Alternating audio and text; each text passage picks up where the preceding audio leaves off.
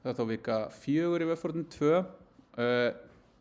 Efni vikunar cookies og session og notendaumsjón, en það er það sem við notum með HTTP til þess að geta haldið utan stöðu á vegforritunum okkar. Þannig að við getum vita það að einhver ákveðin notandi hafi loggað sig inn á einhverjum ákveðnum tímapunkti með einhverjum credentials, user og pass yfirleitt svona, þó svo það setja notaðar þjónustur, og síðan förum við frá tölunni og getum komið aftur á tölunni og við erum ennþá skráðin. Bara þetta sem þið þekkið úr flestum svona vegforritum sem að virka eru svona personalized.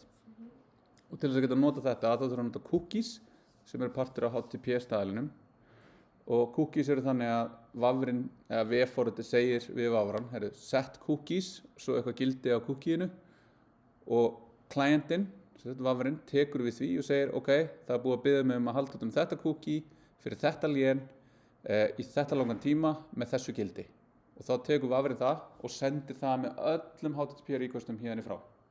Þangað til cookie annarkvort rennur út eða vafrinn hendir því. Og session er síðan hugmynd þar sem við segja ok, í staðinn fyrir það að vera að geyma þessi gildi í cookieinu sjálfu, þá geymum við eitthvað auðkenni í cookieinu, og auðkennið síðan geymt í einhverju gagnageymslu á servernum. Þannig að það er bara hérna user X er kominn og þá flettum við upp user X, það er Jón og hann á þessar greinar og þetta bla og eitthvað. Þannig að þá þurfum við ekki að halda utan efni í cookiesinu, af því það hafa bara takmarkað geymslupláss. Heldur bara þetta að við vitum einhver notandi er innskráður, og síðan tengist inn í þetta nokkur svona öryggisatriði, eins og hvað gerist ef einhver nær cookieinu mínu.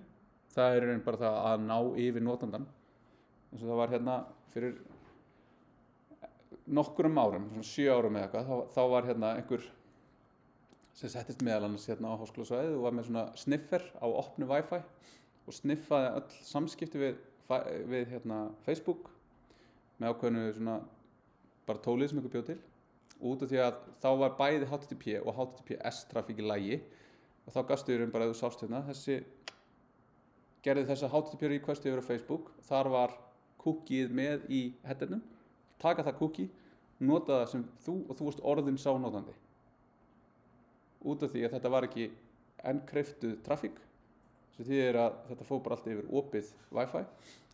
Þannig að það tvennt sem að gerist í framhaldinu, það var í raun að fólk fór að nota bara HTTPS meira, og að það fór í raun að vera ekki á opnu Wi-Fi svona, en líka gera breytingar á því staðalinu svona hvernig þetta að senda cookies með. Þannig að við getum sagt að cookie fari bara með HTTP, það fari bara með sé óaðgengilegt eða ekki aðgengilegt í vafra. Þannig að við getum með JavaScript sótt cookieið og breytti og breyta cookie-gildinu við hvert skipti sem þú ert að gera requestu, og alls konar svona hluti sem að tengjast þessu. En það er bara leyfir okkur að tryggja það að enginn komist yfir þetta gildi, því það er mikilvægt, það er í raun jafngildir því að vera innskráður notendur í mörgum tilfellum. Og svo ofan á þessum hugtökum, cookies og session, þá erum við með notendaumsjón, og þá erum við bara með einhverja leið til þess að halda utan það. Ég er með einhvern ákveðið notanda sem er með ákveðið lykilorð, og einhvern veginn geymum við lykilorðið, og síðan einhvern veginn staðfestum við að lykilorðið sé rétt þegar við komum til inn og logga sig inn. Og það er í þessu námsefni, og ég ætla bara aðeins að fara yfir verkefni 2 frá því fyrra, bara til að gefa ykkur aðeins svona meira realistik svona sýn inn í það hvernig ég er að vinna með þetta. En það sem við erum ekki að gera með hérna er seinasta púslið í þessu, sem er gagnagrunnurinn sem við síðan notum til þess að geyma gögnin notendunar. Og síðan að lokum í næstu viku förum við yfir hýsinguna, hvernig við gerum síðan þetta vegforrit sem er með innskráningu og getur þá haldið utan einhverja stöðu, aðgengilegt út á internetið, og þá hvað þýðir það að vera með einhvern gagnagrunn sem keyrir á tölvuna okkar, hvernig erum við gagnagrunn sem keyrir síðan einhvers staðar í einhverju hýsingarumhverfi, hvernig færum við gögn á milli, hvað felst í þessu öllu. En í dag aðeins rennum við þetta og skoða dæmi, en flest dæmin og öll umfjöllunin er bara í námsefninu. Og síðan gerir líka breytingar aðeins á verkefnunum, að ég færði þess að í staðan fyrir að hafa verkefni 2 færi það bara yfir í næstu viku, þannig að við erum bara að klára verkefni 1 í þessari viku, skilast á 5. og svo kynningahópverkefni 1 líka í næstu viku, en ég mun líklegast bara setja þetta fyrir og láta ykkur vita á Canvas í vikunni. Hópverkefni 1 verður svipað og hefur verið senustu ár, nema með smá breyttu. Ég ætla ekki að leggja fyrir eitthvað ákveðið verkefni, ég ætla að leyfa ykkur að velja verkefni sem ég takist á við og kem með nokkrar hugmyndir og nokkrar kröfur. Þess að hópverkefni 1 verður að búa til vefþjónustur eða vefþjónustu, og það verður að vera notendaskráning, það verður að vera notendaumsjón, það verður einhverjar ákveðnar aðferðir til þess að sækja gögn, til þess að skrifa gögn, til þess að eyða gögnum, en innan þess ramma getið þið gert eitthvað. Ég er bara alveg tómur svona einhverjum svona góðum hugmyndum sem eru, en ég er með svona nokkrar svona semigóðar og eigum alveg 3 eða 4 hópverkefni sem eru bara sýnilausnir, sem eru til, sem þið getið notað þá, í staði fyrir að ég sé að gefa út og þið séu, af því það hefur orðið svolítið mikið þannig að það er bara rosa mikið verið að herma bara eitthvað svona, gera þetta nákvæmlega eins og ég er að gera, þú veist bara, þetta verður bara nákvæmlega eins. Þannig að smá tilraun að þið hafið þá meira frjálsræði, en að sjálfsögðu er ég til staðar að hjálpa ykkur ef eitthvað kemur upp á, og þannig að þið getið byrjað að hugsa það, hvað geti verið skemmtilegt.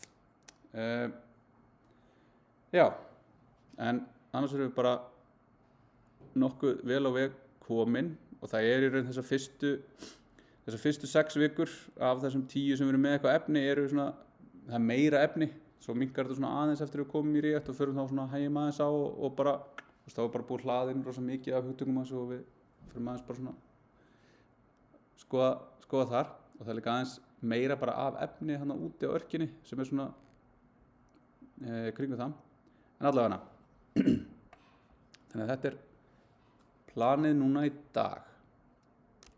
Hverju spurningar? Það verður áhugavert að heyra cookies, sko. Já, cookies eru nefnilega rosalega svona líta út fyrir að vera mjög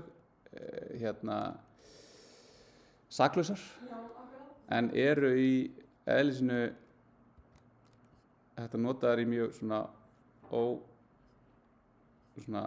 ekkert svaklega góða tilgangur þeirra getur verið misnotaður, og það er þá aðalega þessar þriðja aðila kökur sem er í raun ástæðan fyrir því að alltaf þegar við förum með einhverja vefi að við erum beðin það að leyfa cookies, er að með því að nota cookies og með því að nota vef, þá getum við verið með vefin okkar og við getum tengt hann einhverjum öðrum vef. Við getum náðið eitthvað JavaScript, til dæmis sem Facebook gerði, þá með like takka á alveg bara á tímabili næstu öllum vefjum. Allir samfélagsvefir, allir fréttamiðlar, allt bara var með eitthvað svona like. Sem þýddi það að allir þessi vefir voru að hlaða efni frá Facebook, og við það að hlaða efni frá Facebook þá hlóða líka cookie frá Facebook, þannig að Facebook vissi á hvaða tímapunkti, á hvaða léni og hvaða notandi var að sækja þessa síðu. Þannig að Facebook gat búið til prófílum okkur, það gat séð hvernig við vorum að fara netið. Og sama með Google, þá náttúrulega Google er í grunninn auglýsingafyrirtæki, ekkert annað. Og Google er með Google Analytics sem gera það sama, leyfir þér að sjá hverju skoða vefiðinn, en að samanskapi hverjir eru í raun að skoða vefiðinn í stóra samhenginu á milli allra vefja sem eru með Google Analytics. Þannig er þetta búa bara til prófíl sem er í raun það sem þau síðan selja. Ég vil geta markaðsett fyrir fólk á aldrinum 18-25 ára sem er í háskólanámi, sem býr í Reykjavík, sem að borða skyr. Þetta fá næstu því svona, þetta fá alveg scary specific hópa til þess að auglýsa fyrir. Og allt byggir þetta á því að það var að nota cookies til þess að taka saman hvar fólk var. En ég fyndi það, ég sé eitthvað svona hyper-specific, eitthvað svona stuttermabóli og eitthvað dæmi sem hafa verið fyrir þetta er að þennan hátt. Já, og núna er þetta jafnvel orðið það út af því að það er búið að gera þessa löggjöf að Evrópusambandið er að reyna að berjast gegn þessu með þessu cookie law sem átti að koma í veg fyrir þetta, en þá var þetta bara eitthvað svona hæ, við erum að tracka þig, ok, bye. Yfir í það núna með GDPR þá verður í raun að fá upplýst samþykki, sem þýðir að þið verðið að vita hvað er verið að fara að gera við þessu upplýsingar áður en þið samþykkja þær, sem er bara alls ekki það sem allir aðilar gera. til dæmis hvorki RÚV, né Vísir, né MBL eru með upplýst samþykki áður en þú samþykkir cookies. Þau bara dempa cookium á þig. Og þetta þannig sé ólöglegt út frá þessari löggjöf og það það hefur ekkert orðið eitthvað vesen út af þessu en það hefur verið maður heyrir alltaf reglulega af því úti í heimi, til dæmis eins og danska ríki hætt að nota Google út af því að Google í raun að nota þessar upplýsingar alla krakka, allir krakkar eiga að vera með Chromebook, þetta bara leið til þess að fá krakka inn í Google ecosystemið til þess að þau verið síðan partur af þessu öllu, þegar maður setur á sig svona samsæriskenningahattinn og það núna meira og meira að vera að segja við getum ekki nýtt þessa þjónustu því að hún hýsir gögnin utan Evrópu. Allt hjá Google hýst utan Evrópu, þannig að það eru stofnanir og samtök sem að varða sig persónuvernd eru bara að segja við getum ekki, þá getum við ekki sagt að við uppfyllum þetta að réttu leyti eða öllu leyti, því að við erum að geyma þetta einhvers staðar í Bandaríkjunum þar sem að getur verið gert eitthvað við þetta. Og þannig að þetta er svona lítill saklaus hlutur sem samt að valda bara heldur saman þessum auglýsinga bransa. Svo svona góði vondi kallinn sem Apple að þá í uppum þá var hægt að gera slíkt í sama að halda utan að trakka einhvern veginn nema þau drápu það í iOS 15 eða eitthvað slags. Þannig að þá mistu mörg, það kom svona eitthvað svona ótrúlega lítið svona eitthvað það verður uppfæra, viltu leyfa uppum að vita hvað þú ert að gera og allir bara nei. Já, og allir bara nei. Þetta fjarlægi bara marga billjarða úr virði Facebook út af því að þau mistu tækifæri til þess að segja já, ég get hyperfókusa þig með auglýsingar. Þannig í staðinn þá Facebook að reyna bara að ýta öllum inn í ekosystemi sem Facebook, hvort sem það Facebook eða Instagram. Þess að reynið að nota Instagram að þess að vera logguð inn, þið getið það ekki. Þið getið skoða eina mynd eða bara séð yfirlitið eða eitthvað, svo verðið að logga ykkur inn. Út af því að þú ert logguð inn, þá þið bara í þessu ekosystemi, þá sjáu þið hvað þið og það sem Facebook bara vill að þið séu þarna bara eitthvað, klikka á þetta, þá veit ég að þú vilt þetta, þá get ég auglýst betur fyrir þig. Þannig að koma þessu öllu saman inn í sinn læsta garð. Þetta vísvitandi kallað cookie? Þegar það hljómar einmitt svo svona saklaust. Já, þetta kallað cookie. Þetta actually bara cookie út af svona eins og smáköku eða það. Já, og það það sem að geymir þetta í vöfrum var alltaf kallað cookie collection. Þannig að með svona cookie jar líka. Já, akkurat. Þannig að þetta bara, það sagan þetta, ég held að það sé nú ekki að vísi það hér, en það tók saman svona einhver verkfræðingur sem bjóð, eða forritarinn sem bjóð til á sínum tíma og sagði eitthvað já, þetta voru mistök. En þetta bara web cookie og þetta bara fyrir þetta session management og personalization er það sem við erum með, en þriðji hluturinn tracking og það það sem svona svarti bletturinn á annars góðri tækni, af því að þetta þarf út af því að HTTP stöðulaust protokoll, því að serverinn þarf ekki að muna að vita að gera neitt á milli requesta fyrir að það komi eitthvað cookie.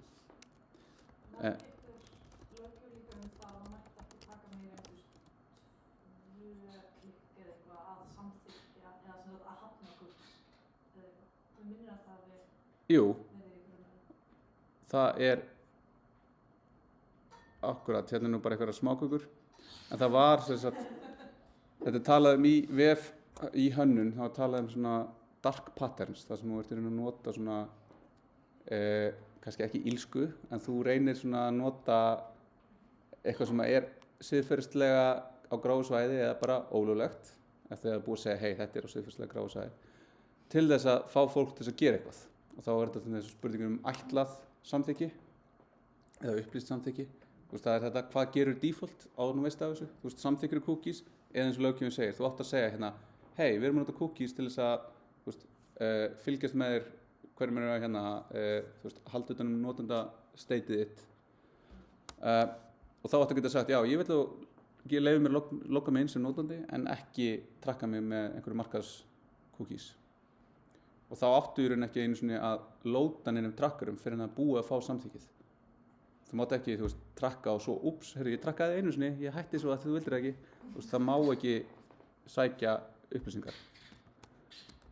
Og þú veist, þess vegna það, þegar maður kemur hérna, og þú veist, þetta ekki, hér þarf ég að mega hafna. Og það líka bara þannig að það tekur mikið lengri tíma á mörgum síðum að hafna heldur en samþykki. Já. Samþykki einn augljós takki með einhvern veginn lítið bakgrunni og hafna ít á eitthvað tvennt einhvers staðar pínlítið. Og lesa gegnum, viltu hafna þessu eða þessu eða þessu og eitthvað. já, Svo einhvern pínlítið reject all Já. Já. Það virkar vefurinn eiginlega ekki, sko. já, akkurat. Þannig hérna er í raun búið að lóta Analytics áður en ég er búin að gera neitt og ég bara, þú veist, þetta er bara svona. Og ég nota þetta dæmi á hverju ári og alltaf verið eins og aldrei gerist neitt og aldrei breytist neitt. Þannig að, já, þú veist, þetta er svona, tæknin getur verið notað til góðs og ills. En svo koma tækniframleiðendur og segja eitthvað, hei, nú ætlum við að gera eitthvað annað, nú ætlum við að nota einhverja aðra tækni til þess að gera þetta. En þú veist, það verður ekkert orðið neitt úr því þannig séð. En já, ég ætla að finna hérna, það var áhugavert viðtal við gaurinn sem bjó þetta til á sinni tíma. En þú veist, eins og þú sagði að Danmörk væri hægt að nota Google. Er það, þú veist, Nei, þú veist, hvað notum við í staðinn þá? já, þú veist, þau nota ekki í grunnskólum. Þetta er til dæmis eins og margir grunnskólar á Íslandi eru með Chromebooks Já, og Chromebooks koma þannig að þú verður að vera með príðastæla, þú veist, Chrome OS já, og þá verður að nota Chrome og þú verður að nota Gmail og þú verður að nota, þú veist, og þá ertu bara búin að svona indoctrinata börnin í Google ecosystemið og þau læra að nota Google Docs og þau læra að nota þetta og svo fara þetta vinnumarkaðinn og þá nota þau bara þetta. já. Þannig að þetta er ógeðslega svona næs, þetta er ógeðslega ódýrt, en það er ekki út af því að þau eru svona næs, þetta er út af því að þau vilja á endanum græða peninga á þessu. Já. Það er svona, það er þetta, muna. Google, 95% af tekjunum hjá Google koma út af auglýsingum. Þannig að það er, og þú veist, 1.000.000 mann sem vinna þar örugglega, eða eitthvað, ég veit ekki, alveg fáránlega mikið af fólki. Það er líka farin til að skrolla niður svona hálfa síðu til að fá eitthvað sem er ekki frá Google sjálfur líka. Já, og svo er það sama að þetta er svona að tapa kjarnanum sem var, þú veist, bara veita frábærar leitarniðurstöður. Og nú er þetta bara, já, það eru 8 fyrstu sponsored ads sem eru orðið núna eitthvað svona stendur bara svona ad. Já. Og svo kemur bara eitthvað, já. Þannig að fólk er að segja að hérna ChatGPT geti jafnvel leyst þetta hólmi einhverju leyti, þú veist. Já. Og þetta er svona, það er moment fyrir svona brot í þessu ecosystemi. Þetta er búið að vera svona nógu lengi. Það er komið tíminn til þess að koma einhver nýr svona innovative í þessu. Já, þetta er, þú veist, þetta er náttúrulega bara, við sem foreldrarar erum oft, hérna, kannski munu þið einhvern tímann að setja fund þar sem einhver mun segja, hérna, já, setja svo bara, hérna, hafnatakkana bak við, hérna, fjarlægjum það bara. Þú veist, og þá er það svona, held að það sé ólöglegt. Já. Það var alveg tíma, ég vann í Flyver Iceland á COVID. Það stóð einhver staðar á heimasíðunni að það er grímusýningar. Já, Það var vitað af öllu. já, Það stóð einhver staðar í leitararletinu en það tók langan tíma að finna það. já. Þetta er svona, þegar peningar er annars vegar, þá er fólk tilbúið til að gera ýmislegt. Já, en þetta og svo þegar við förum aðeins yfir öryggi, þetta er svona hluti sem að eru bæði svona siðferðislegar og svona heimspekilegar pælingar í kringum bara forritun og okkar skyldur, það er ekki svona hippokritisar eyður fyrir forritara en þetta er samt eitthvað sem við ættum að hafa í huga og siðfræði er stór partur af þessu, þetta er orðið svo ótrúlega stór partur af líf okkar að það er bara ekkert hægt að komast af því að vera bara eitthvað ekki á netinu, ekki að fylgjast með. Þetta er orðið bara svo vatn að vera með aðgang að vatni eins og aðgang að internetinu. En að allt öðru. Hérna er sílurlausnin að verkefni 2 frá því fyrra og hún er svipuð svo sem við munum fara yfir í næstu viku, eða ég mun leggja fyrir í næstu viku. Og þessi, vísar í hérna frá árið 2021 og svo held ég frá 2020, þú veist, þannig að þetta er, þú veist, þetta er alltaf, þú veist, þetta er ekki margar leiðir til þess að kenna þetta efni, þú veist, þetta sem að mér finnst best og það sem ég tel best fyrir ykkur er bara að útfæra þetta sjálf. Og hérna er í raun verkefnið svo að við erum með einhverja viðburði á framenda, svo erum við með eitthvað svona admin viðmót sem lefur okkur að lokka okkur inn sem þó einhver sem að getur breytt og búið til hlut og fáum þá í raun möguleika á því að búa til nýjan viðburð. Þannig er þetta ekki í raun klárað til leiti að þú veist, þetta er yfirleitt þannig að þú getur lesið, þú getur búið til, þú getur uppfært og þú getur eytt. Þetta eru svona þessar CRUD aðgerðir, create, read, update, delete. Hérna þurftu bara að útfæra create og read. Síðan er þetta gert með formum, þannig eins og við vorum að fara yfir í seinasta tíma aðeins. Og með Express og templateum og síðan er innskráning, það er einhver test, við sjáum hversu mikið við förum með testkröfurnar í þessu, sjáum hvernig gengur núna að klára og síðan upp á Heroku, en Heroku er líklegast eitthvað sem við munum ekki nota því að það er ekki lengur frítt fyrir ykkur, þannig ég er að leita að öðru sem virkar jafn vel. Ég veit ekki hvernig Heroku virkar, en ég hef búin að vera eitt notið við Railway. Já, það er akkurat. Já, ég er að skoða Railway og svo annað sem heitir Fly.io. Railway er mjög líkt Heroku. Það er svona kannski aðeins meira svona, mér allavega finnst það að vera of nýmóðins viðmótið. Það er svona eitthvað voðalega svona eins og að segja svona einhverju töffara sem byggu það til. Getur þetta ekki bara verið eitthvað einfalt hérna sem við forrættir að skilja? En það lítur mjög vel út og ég held að þú getur alveg gert allt sem þú þarft að gera án þess að vera farin að borga. Þú veist, bara, þú lendir bara í því að þú bara klárar resourcena þína og þá, þú veist, ef að þið farið að lenda í því þá bara getið þið borgað eða þið viljið halda áfram að fólk sé að það er greinilega með eitthvað vinsælt. En Fly.io er aðeins öðruvísi, það er svona, já, en við skoðum það í næstu viku.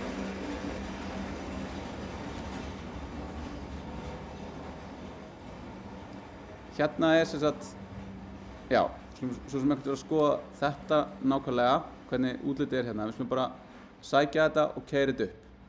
Og eitt af því sem að þið þurfa að gera, eða ég legg til að þið gerið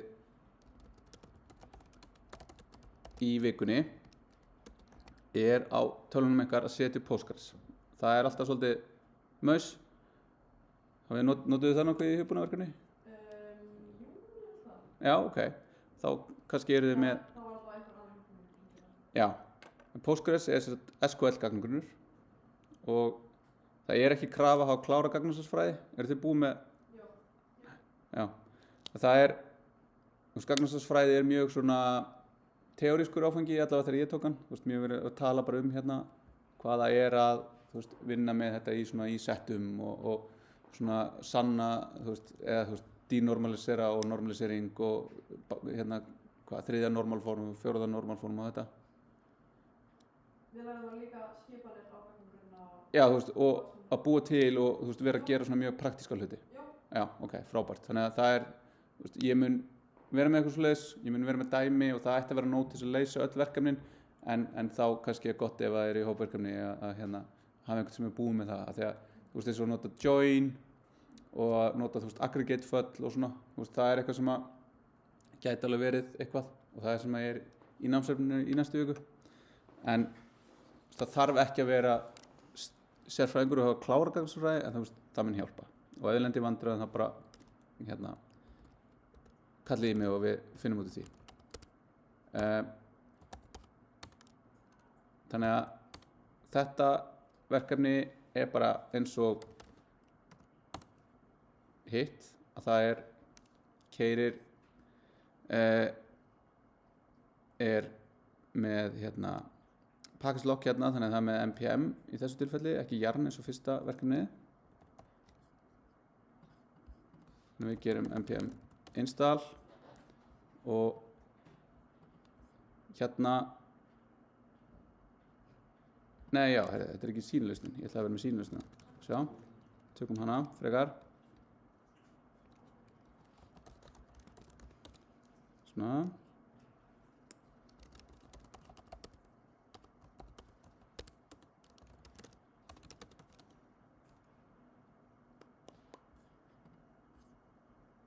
Þá hún með jafn. Já, ég get ekki ákveðið mig. En í þessu, af því núna eru komin verkefni þar sem við erum með svona fleiri hluti sem þarf. Þannig að við þurfum gagnagrunn, þannig að við þurfum í raun að búa til gagnagrunn og svo er eitthvað svona testgagnagrunnur þar sem við erum í raun að búa til svona integration test. Af því leiti við erum ekki bara að prófa kóðan okkar, við erum líka að prófa gagnagrunninn okkar og hans er rétt settur upp og við getum sett inn í hann gögn, lesið gögnin úr honum, hent úr honum og svona. Þannig að ég er með Postgres sett upp, þannig að ég get gert hérna PSQL sem að opnar í raun skil inn í RDBMS-in fyrir Postgres sem að heldur utanum í raun gagnagrunnuna. Ég get keyrt create DB sem að býr til þá nýjan gagnagrunn sem ég get búið til nýjar töflur og ég ætla bara að búa til þennan gagnagrunn hérna og ég ætla bara að kalla hann hérna 2023. Þá er hann til og núna get ég farið inn í hann svona og hérna get ég gert create table og ég get gert eitthvað en út af því að þetta er eitthvað sem ég ætla að keyra bæði á tölvu minni og einhverjar tölvu út í heimi þá er í raun einhverjar SQL skriftur hérna sem að búa til í raun töflunar okkar sem við þurfum. Þannig að þetta skoðum við nánar í næstu viku en það sem við gerum í raun hérna er í raun að það er einhver skrifta hér sem heitir setup og hún keyrir í raun það sem þarf til að setja upp gagnagrunninn. En til þess að hún viti hvað gagnagrunninn á að nota þá þurfum við að nota einhverstað þurfum við að segja hey, þetta er gagnagrunninn sem er í gangi hér. Þá þurfum við svona env-skjal og env-skjal heldur utanum svona hardkóðaða hluti sem eru í projektinu okkar og við viljum í raun breyta út frá uppsetningum. Til dæmis, þegar ég er að forrita á móti þessum gagnagrunni, þá vil ég nota gagnagrunni sem er tölvu minni. Hann er með einhvers staðar, við tengjumst honum einhvern veginn svona.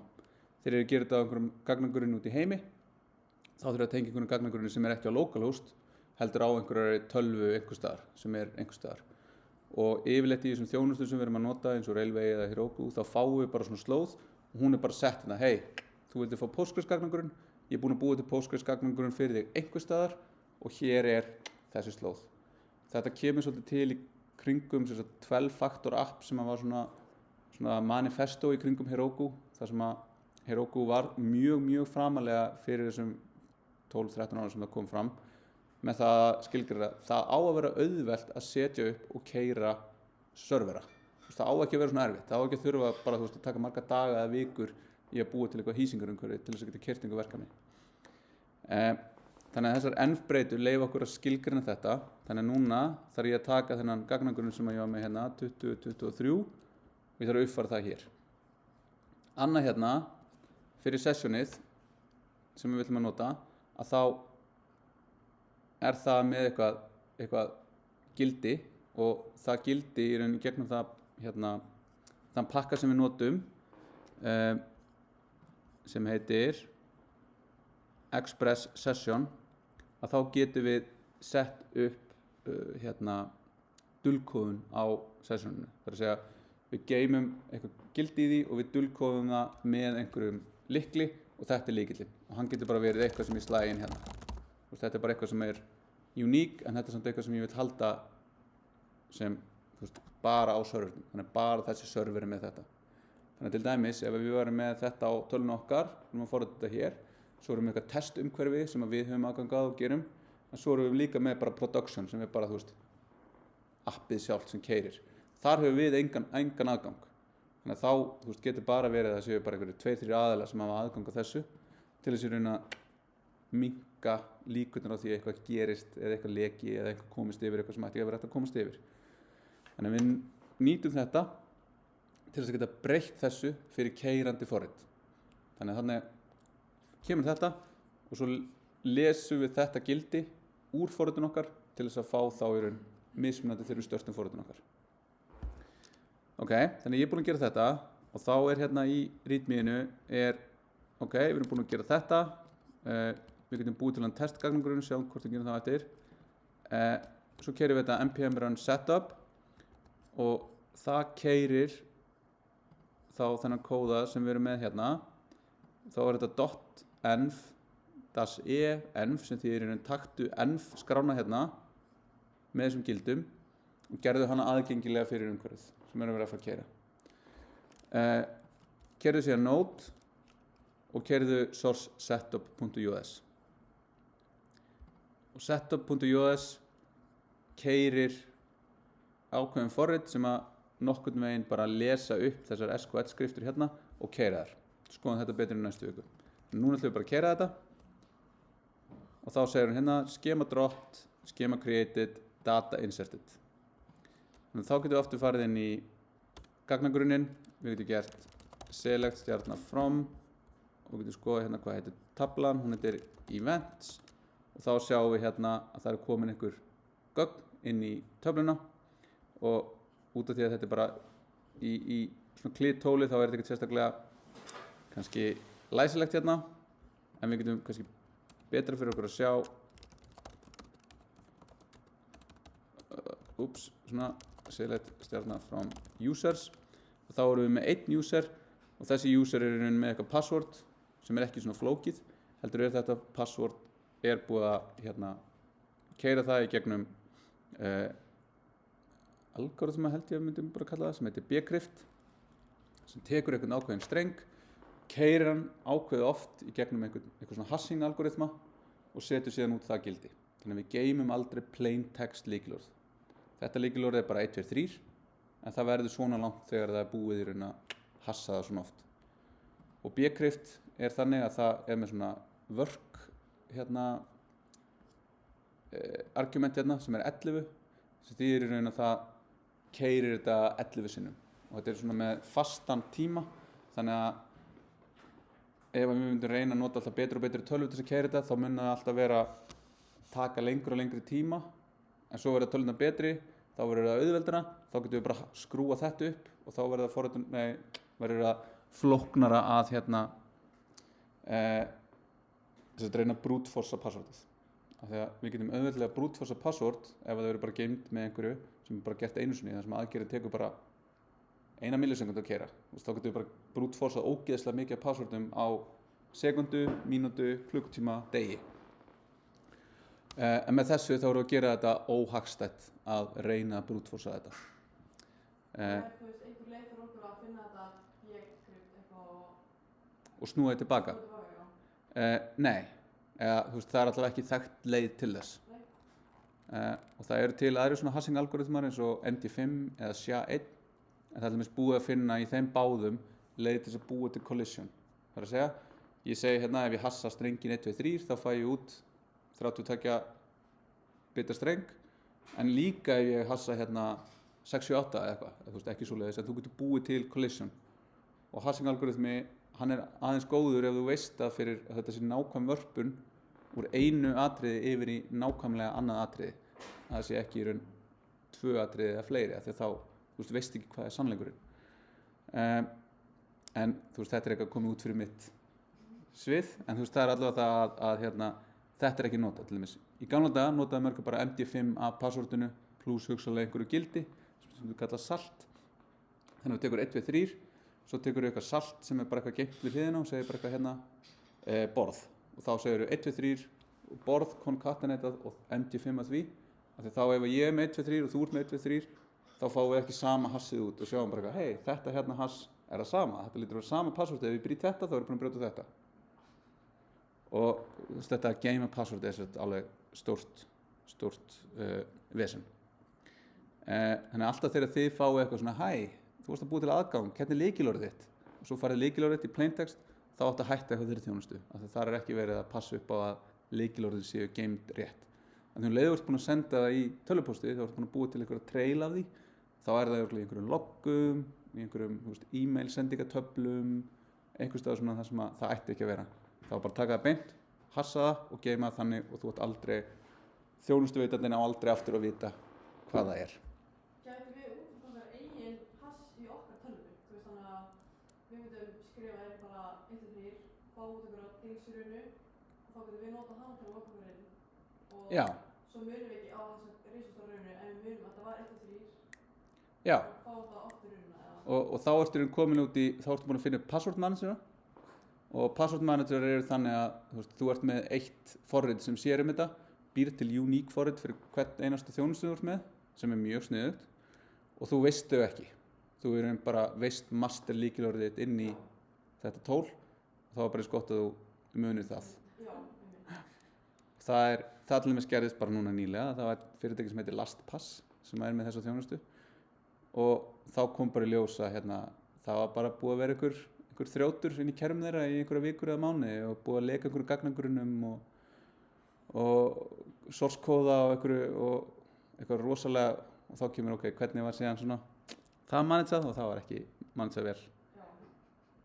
Og þannig ég mæli með annarkvort OnePassword sem mjög solid dæmi, geti fengið það bæði í síma og í tölvu þá bara, geti nota bara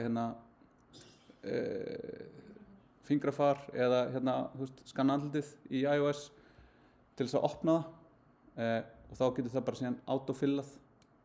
Safari líka með mjög gott innbyggt til í iOS, bara autofill sem geymt í keychaininu þínu, sem geymt bara miðlagt í iCloud akkantinu þínum, en þannig að það kryptað á móti þér, þannig að Apple getur ekki opnað. Já, þannig að bara svona, þetta svona tvennt sem öryggi, nota password manager og nota two-factor authentications, ekki SMS. Af því að það mjög auðvelt að krakka SMS, eða að feika símanúmerið, það mun auðveldara með heldur. Allavega hana. Þannig að við erum búin að keyra þetta, við erum búin að búa til töfluna, við erum búin að keyra sett inn einhver testgögn og testgögnin eru bara svona insert-skiparinn sem búa bara til eitthvað. Af því að það sem að gagnagrunnir bara gera það að halda utanum gögn, stöðu fyrir forritið. Þannig að við getum einhvers staðar leyft fólki að interakta við forritið okkar og við geymum það sem það gerði og getum sótt það og gert eitthvað við það. Þannig að þá núna þegar við keyrum upp forritið við skoðum aftur í Package Station hvað gerist þá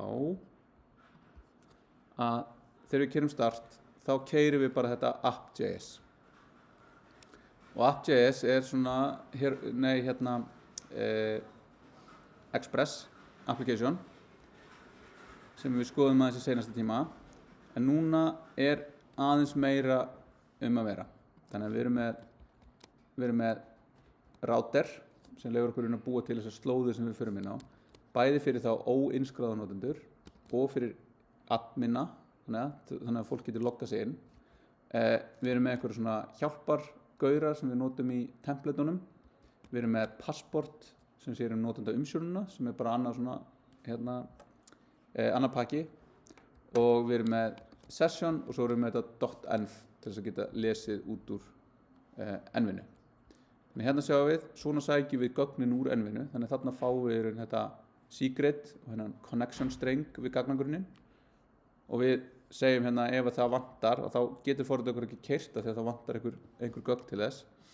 Þannig ef ég tek þetta bara í burtu og ég reyni að gera npm start og þá klikkar forritið út af því að þetta vantar. Það reyndar ekki þetta hérna sem klikkaði, það eitthvað kemur líklegast úr þegar að vera inklúta úr þessu. Það þetta hérna sem að klikka hjá okkur. En allavega, það eru varnagla fyrir því að við höfum það sem við þurfum til að geta keyrt forritið. Og síðan búum við til Express appið okkar. Við erum með þennan URL encoded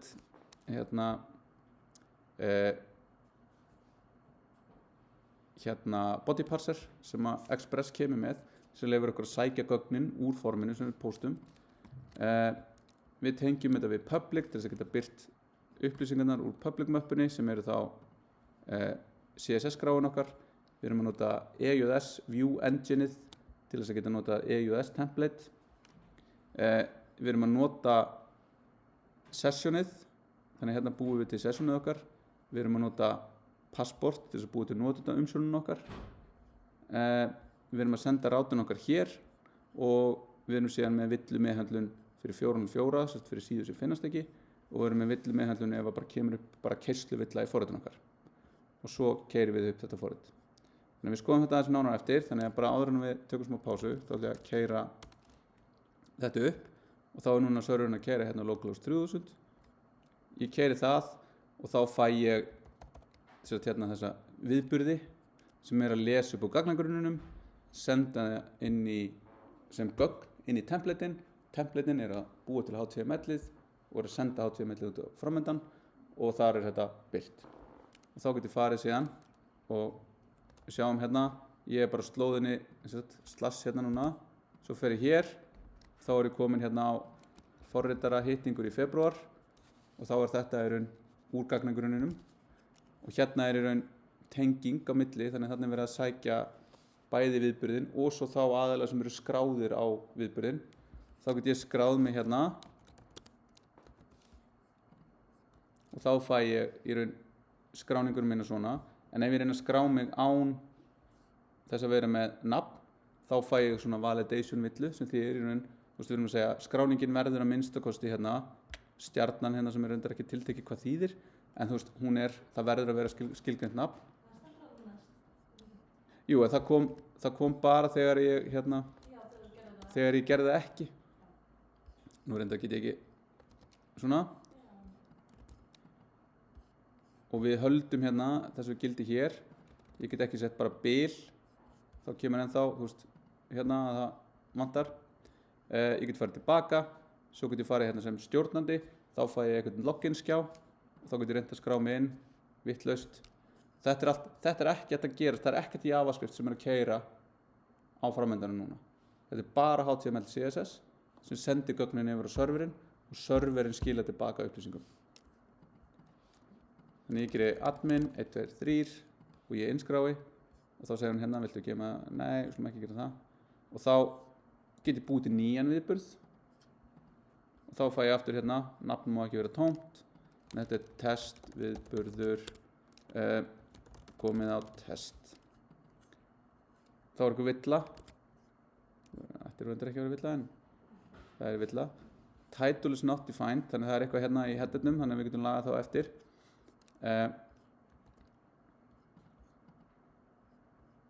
Og svo getum ég farið hérna í mars og þá er ég búinn að breyta þessu í gagnagrunnum. Þannig að þarna er ég raun að taka gögn sem til, setja þau inn í eitthvað ákveðið form. Nei, byrju, ég ætla nú að vera hérna. Taka þetta, setja þetta inn í eitthvað ákveðið form. Þetta er bara form element með input type text, text area. Set gögnin þangað inn, uppfæri þau. Þegar ég uppfæri viðburðinn, þá sendi ég þessi nýju gögn í rétta færslu í gagnagrunnum og uppfæri þau. Samanskapið þá þarf ég að passa upp á að þetta sé validatað, þannig ég má ekki bara breyta nafninu í eitthvað tómt. Þannig að það er líka verið að passa upp á í raun gagna consistency í þannig. Herri, við skulum taka smá pásu og byrja aftur klukkan 4.